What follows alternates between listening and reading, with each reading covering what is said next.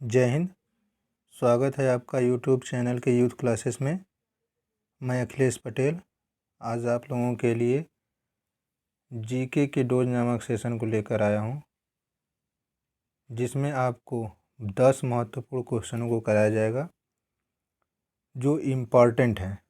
अक्सर रेलवेज़ में, एसएससी में, एनटीपीसी में या एसएससी जीडी में या अन्य जितने भी एग्जामिनेशंस हैं उनमें पूछे जाते हैं।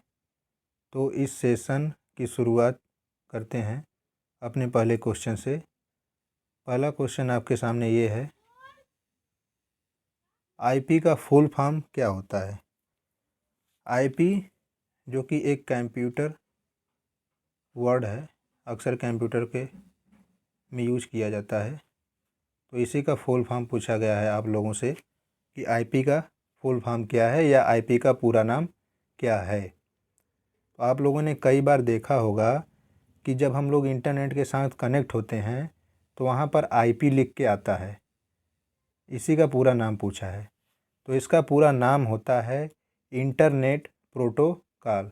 अतः आईपी का पूरा नाम इंटरनेट प्रोटोकॉल है जो यहाँ लिखा गया है। आप नोट कर सकते हैं इसका पूरा नाम। नेक्स्ट क्वेश्चन आपके सामने है, ओरांग राष्ट्रीय उद्यान कहाँ स्थित है। ओरांग राष्ट्रीय उद्यान कहाँ स्थित है। ओरांग राष्ट्रीय उद्यान आपका असम में स्थित है। असम की राजधानी दिसपुर है, यहीं पर ओरांग राष्ट्रीय उद्यान स्थित है। ध्यान रखिएगा कि यह एक टाइगर रिजर्व नेशनल पार्क भी है। इंडिया के अंदर टोटल 50 इम्पॉर्टेंट टाइगर रिजर्व हैं और उसमें से ओरांग राष्ट्रीय उद्यान आपका इम्पॉर्टेंट है, जो कहाँ लोकेटेड है, आसाम में। ठीक है, और आसाम में ही मानस नेशनल पार्क है।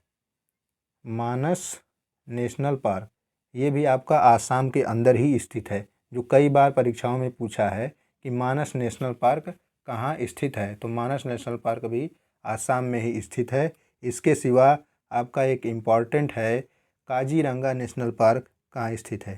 तो काजीरंगा नेशनल पार्क भी आसाम में ही स्थित है। आई होप आप समझ गए होंगे कि ओरांग राष्ट्रीय उद्यान कहाँ स्थित है, मानस राष्ट्रीय उद्यान कहाँ स्थित है और काजीरंगा कहाँ स्थित है। तो ये तीनों इम्पॉर्टेंट राष्ट्रीय उद्यान हैं जो कि आसाम में स्थित है। आइए चलते हैं नेक्स्ट क्वेश्चन पे। तो नेक्स्ट क्वेश्चन है आपके सामने, पंचतंत्र किसने लिखी। पंचतंत्र पुस्तक का नाम है, इसके लेखक का नाम पूछा गया है आपसे। तो पंचतंत्र के पुस्तक का नाम नोट करिएगा आप लोग।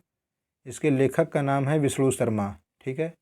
नेक्स्ट क्वेश्चन आपके सामने है, फ्लाइट के लेखक कौन है।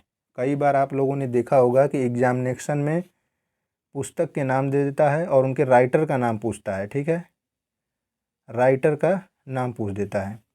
तो यहाँ पर फ्लाइट नामक पुस्तक दिया हुआ है, इसी के राइटर का नाम पूछा है आपसे। तो जो फ्लाइट पुस्तक के लेखक का नाम है वो है आपका ओल्गा टोकारचुक। ओल्गा टोकारचुक को 2018 में नोबेल साहित्य का पुरस्कार भी दिया गया था। ठीक है, तो ओल्गा टोकारचुक फ्लाइट पुस्तक के लेखक हैं। और ओल्गा टोकारचुक से इम्पॉर्टेंट क्वेश्चन ये है कि ये पोलैंड की निवासी हैं। ठीक है, किस कंट्री से बिलोंग करती हैं, तो ये पोलैंड से हैं और इन्हें 2018 में नोबेल साहित्य पुरस्कार प्रदान किया गया था। ठीक है, फ्लाइट पुस्तक ये लेखक भी हैं। आइए चलते हैं नेक्स्ट क्वेश्चन पर। नेक्स्ट क्वेश्चन आपके सामने है, DASD का फुल फॉर्म क्या है। अर्थात DASD का पूरा नाम आपसे पूछा गया है कि DASD का पूरा नाम क्या है। तो DASD का पूरा नाम डायरेक्ट एक्सेस स्टोरेज डिवाइस है।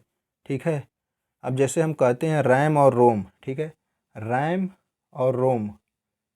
और रोम के बारे में जब हम बात करते हैं तो ये सब क्या हैं, तो ये सब स्टोरेज डिवाइस ही हैं। तो ये क्या है, ये एक हार्डवेयर है। ठीक है, हार्डवेयर है एक। इसी तरह एक हार्डवेयर होता है और एक सॉफ्टवेयर। ठीक है, तो DAS आपका हार्डवेयर के अंतर्गत आता है। तो आपका सवाल है कि सॉफ्टवेयर के अंदर क्या आता है। तो जितने भी आपके माउस, कीबोर्ड और पेन है, पेन टैब है, पेन है, ये सब आपका हार्डवेयर के अंतर्गत आता है, हार्डवेयर, ठीक है। तो यहाँ DAS का पूरा नाम है डायरेक्ट एक्सेस स्टोरेज डिवाइस, और यह एक सॉफ्टवेयर डिवाइस है। नेक्स्ट क्वेश्चन पे आते हैं। तो नेक्स्ट क्वेश्चन है ओपेक का मुख्यालय कहाँ है? ओपेक का मुख्यालय कहाँ है? आइए जान लेते हैं पहले ओपेक के बारे में। ओपेक का पूरा नाम है organisation of petroleum exporting country. ये जो ओपेक है ये पेट्रोलियम एक्सपोर्टिंग कंट्रीज़ का ऑर्गेनाइजेशन है।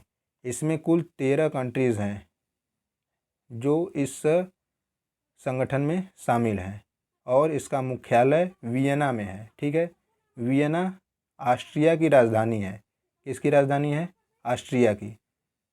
ऑस्ट्रिया में ही इसका मुख्यालय स्थित है ओपेक का, जिसका पूरा नाम है organisation of the petroleum exporting countries. इसका मुख्यालय वियना में है, ठीक है। इसमें कुल कितने देश आते हैं? तो 13 देश आते हैं, ठीक है। आई होप आप समझ गए होंगे। आइए नेक्स्ट क्वेश्चन पे चलते हैं। नेक्स्ट क्वेश्चन आपके सामने ये है कि IMF का मुख्यालय कहाँ है? IMF का मुख्यालय कहाँ है? तो IMF का मुख्यालय आपका वाशिंगटन DC में है, ठीक है। IMF का मुख्यालय कहाँ है? वाशिंगटन DC में। IMF का पूरा नाम क्या है? तो IMF का पूरा नाम है इंटरनेशनल मॉनेटरिंग फंड। अक्सर एग्जाम में, कई एग्जाम में पूछा हुआ सवाल है IMF का पूरा नाम क्या है, ठीक है। हालांकि यहाँ पर पूछा है IMF का मुख्यालय कहाँ है, तो IMF का मुख्यालय आपका वाशिंगटन DC में है। कमेंट बॉक्स में आप बताइएगा कि वाशिंगटन DC में DC का पूरा नाम क्या है? वाशिंगटन DC में DC का पूरा नाम क्या है? आप लोग कमेंट बॉक्स में ज़रूर मेंशन करिएगा, कहीं से भी सर्च करके, ठीक है। आइए अपने नेक्स्ट क्वेश्चन पे चलते हैं। तो नेक्स्ट क्वेश्चन आपका है जल्लीकट्टू महोत्सव भारत के किस राज्य में मनाया जाता है? तो ये महोत्सव जो है तमिलनाडु में मनाया जाता है। कहाँ पर? तमिलनाडु में। यह महोत्सव पोंगल त्यौहार का ही हिस्सा है, ठीक है। पोंगल त्यौहार क्या है? तो पोंगल त्यौहार क्या होता है, आप लोगों को सीधे सरल भाषा में बता दें कि अनेक राज्यों में पोंगल को खिचड़ी बोला जाता है, ठीक है। आप समझ गए होंगे, खिचड़ी। खिचड़ी को ही पोंगल त्यौहार के उपलक्ष्य में मनाया जाता है, ठीक है।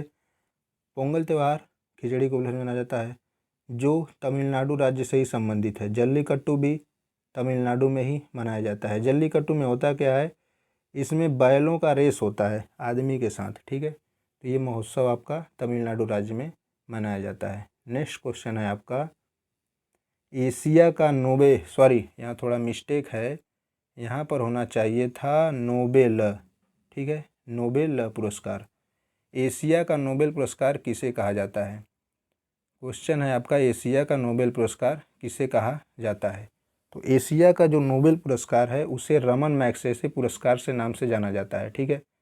नोबेल पुरस्कार अपने आप में यूनिक तो है ही, जो अल्फ्रेड नोबेल ने शुरुआत किया था, ठीक है। लेकिन यहाँ क्वेश्चन है एशिया का नोबेल पुरस्कार किसे कहा जाता है? तो रमन मैग्सेसे पुरस्कार को एशिया का नोबेल पुरस्कार कहा जाता है।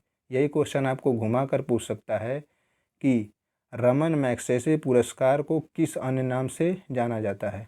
तो आपका जवाब होगा एशिया का नोबेल पुरस्कार।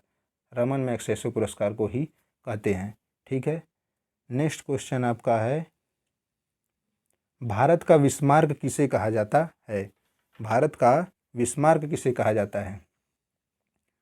तो इसका जवाब है आपका सरदार वल्लभ भाई पटेल। सरदार वल्लभ भाई पटेल को भारत का विस्मार्क कहा जाता है, क्योंकि जैसे जर्मनी का एकीकरण जर्मनी के निवासी विस्मार्क ने किया था, ठीक उसी प्रकार भारत की जितनी भी देशी रियासतों था उनका विलय भारत में सरदार वल्लभ भाई पटेल ने ही किया था। इसलिए सरदार वल्लभ भाई की तुलना जर्मनी के विस्मार्क से की गई है। इसीलिए सरदार वल्लभ भाई पटेल को भारत का विस्मार्क कहा जाता है। कई बार एग्जामिनेशंस में पूछा गया सवाल है ये कि भारत का विस्मार्क किसे कहा जाता है? तो भारत का विस्मार्क सरदार वल्लभ भाई पटेल को कहा जाता है। सरदार वल्लभ भाई पटेल को एक अन्य नाम से जाना जाता है, इन्हें लौह पुरुष के नाम से भी जाना जाता है। लेकिन आप लोगों से सवाल ये है कि सरदार वल्लभ भाई पटेल को जो सरदार की उपाधि दी है वो किसने दी है? सरदार की उपाधि सरदार वल्लभ भाई पटेल को किसने दिया है? कमेंट बॉक्स में आप लोग इसका आंसर करेंगे, ठीक है। शायद अब क्वेश्चंस ख़त्म हो चुके हैं। अगर इस सभी क्वेश्चंस के PDF आपको चाहिए तो आप कमेंट बॉक्स में लिख सकते हैं। वीडियो अच्छा लगा हो तो लाइक करिएगा, शेयर करिए और चैनल को सब्सक्राइब करिएगा। इसी के साथ ये सेशन समाप्त होता है। Thank you. जय हिंद।